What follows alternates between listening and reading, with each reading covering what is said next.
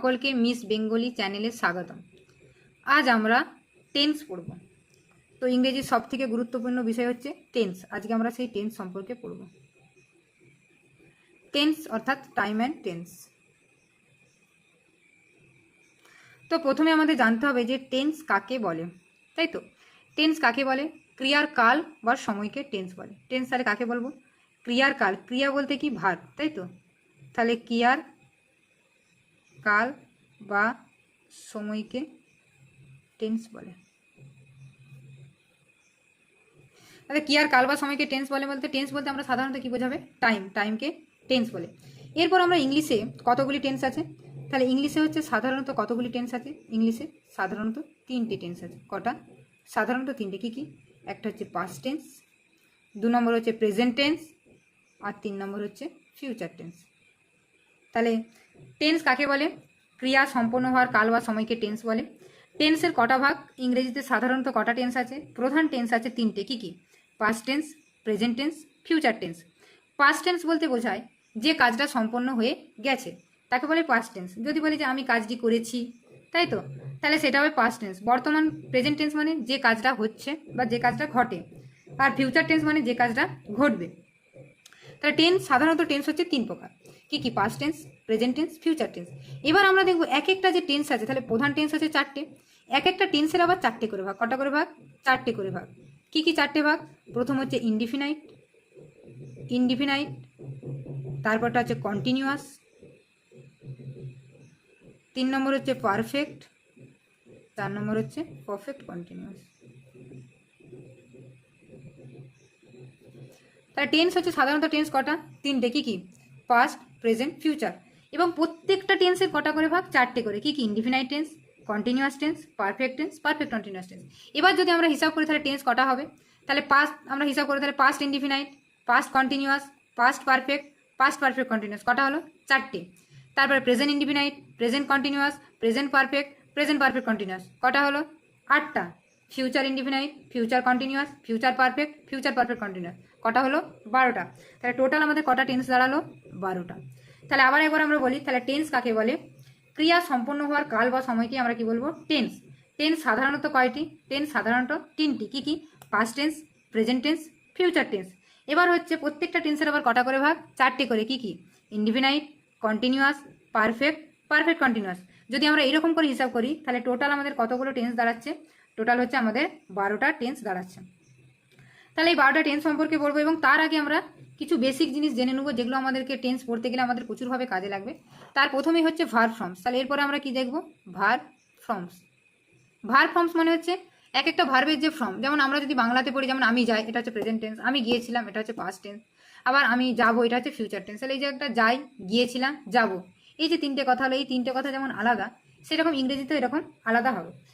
তাহলে এতদিন আমরা 3টে টেন্স পড়ে এসেছি। একটা হচ্ছে আমরা পড়তাম যে ফর্ম পড়তাম, কী করতাম? একটা হচ্ছে পড়তাম প্রেজেন্ট, আর একটা পড়তাম পাস্ট, আর একটা পড়তাম পাস্ট পার্টিসিপল, যেটাকে সংক্ষেপে আমরা প্রেজেন্ট ফর্মটাকে কি বলতাম? V1, পাস্টটাকে বলতাম V2, আর পারফেক্ট পাস্ট পার্টিসিপলটাকে বলতাম V3। তাহলে আমরা 3টে পড়তাম, কিন্তু আজ থেকে আমরা 4টে পড়বো, 5টা পড়বো। তাহলে এতদিন অবধি আমরা ভার্বের 3টে করে ফর্ম পড়েছি। কী কী? V1, V2, V3। V1কে বলতাম প্রেজেন্ট, V2 হচ্ছে পাস্ট, V3 হচ্ছে পাস্ট পার্টিসিপল। কিন্তু এখন থেকে আমরা 5টা করে পড়বো। কী কী পড়বো? V1, V2, V3, V4 আর V5।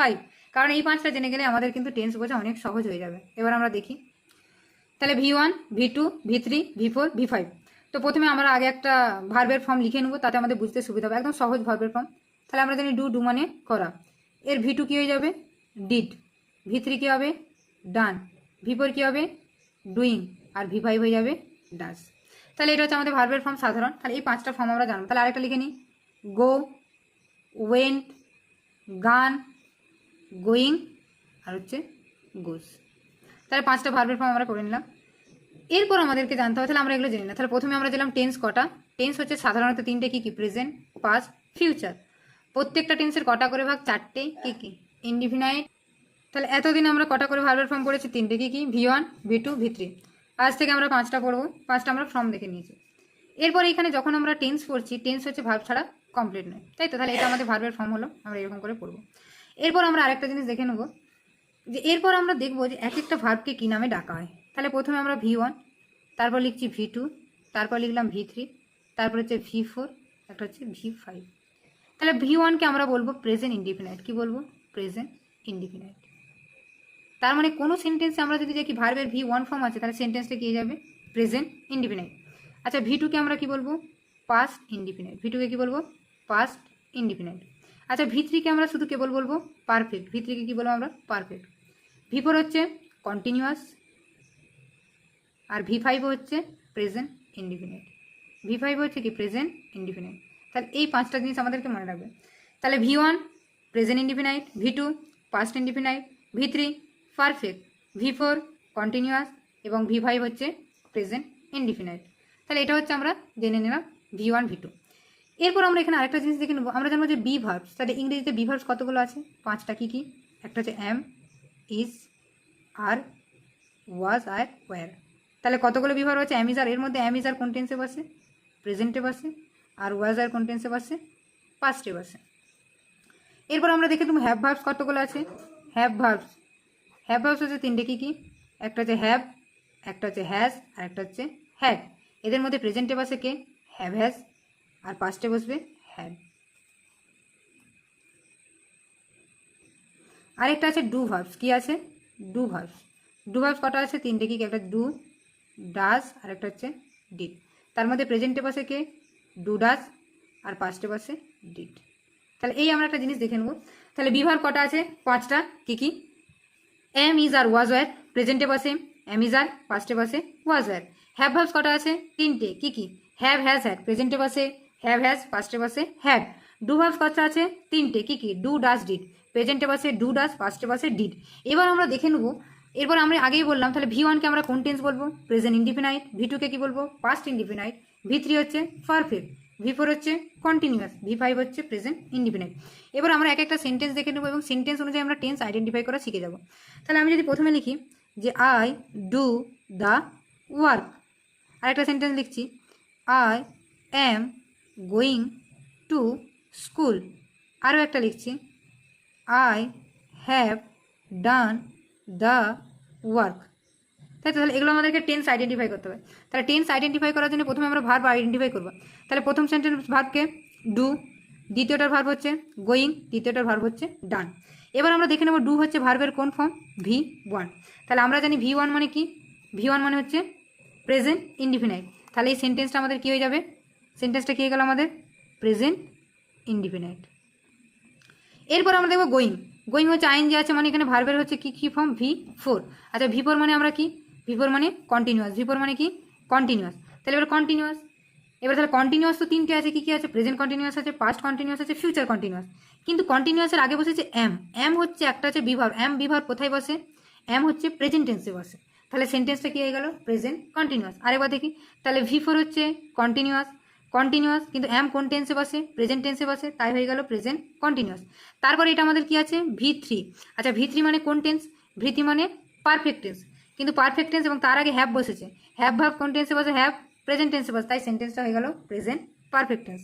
এবার আমরা বুঝতে পারলাম তাহলে আমরা সেন্টেন্সে কী করে টেন্স আইডেন্টিফাই করবো। প্রথমে দেখবো ভার্বের কোন ফর্ম আছে। তাহলে যদি প্রথম সেন্টেন্সে দেখি এখানে ভার্বের V1 আছে। V1 কি? ডু। আমরা জানি V1 মানে কোন টেন্স? Present indefinite tense. তারপর আমরা দেখলাম V4 আছে। V4 মানে কি? কন্টিনিউয়াস। তাহলে কন্টিনিউয়াস তো তিনটে আছে। কি কি continuous? Present continuous, past continuous, future continuous. তাহলে এটা কি কন্টিনিউয়াস? কিন্তু তার আগে দেখবো আমরা কি আছে? এম আছে। তাহলে এম কোন টেন্সে বসে? প্রেজেন্ট টেন্সে বসে, তাহলে সেন্টেন্সটা কি হয়ে গেল? Present continuous. তারপর দেখলাম ডান। ডান হচ্ছে কি? V3। V3 মানে কি? পারফেক্ট। পারফেক্ট, কিন্তু কোন পারফেক্ট? প্রেজেন্ট পারফেক্ট না পাস্ট পারফেক্ট না ফিউচার পারফেক্ট? কিন্তু তার আগে আমরা দেখবো হ্যাভ আছে। হ্যাভ তাহলে কোন টেন্সে বসে? প্রেজেন্ট টেন্সে বসে, তাই এর জন্য এটা হয়ে গেল প্রেজেন্ট পারফেক্ট। তাহলে আজকে আমরা এটুকু পড়বো এবং পরের দিন আমরা টেন্স আইডেন্টিফাই করবো, তারপর টেন্স মেকিং শিখবো। তাহলে আজকে যেটা পুরোটা পড়লাম তার সামারি হচ্ছে ইংরেজিতে টেন্স কাকে বলে? ক্রিয়া সম্পন্ন হওয়ার কাল বা সময়কে টেন্স বলে। টেন্স কটা? টেন্স হচ্ছে সাধারণত তিনটে। কি কি? Present, past, future. Present tense বলতে কী কাজ বলা? যে বর্তমানে যে কাজটা হচ্ছে বা হয়। পাস্ট মানে যেটা হয়ে গেছে, ফিউচার মানে যেটা হবে। তারপর আমরা বললাম যে আমরা প্রত্যেকটা টেন্সের হচ্ছে আবার চারটে করে ভাগ। কি কি? Indefinite, continuous, perfect, perfect continuous. তাহলে সেই হিসাবে দেখতে গেলে আমাদের টোটাল টেন্স কতগুলো হচ্ছে? 12টা। এরপর আমরা এর আগে পড়েছিলাম ভার্বের 3টে করে ফর্ম, কিন্তু এখন আমরা ভার্বের 5টা করে ফর্ম পড়বো। কি কি? V1, V2, V3, V4, V5।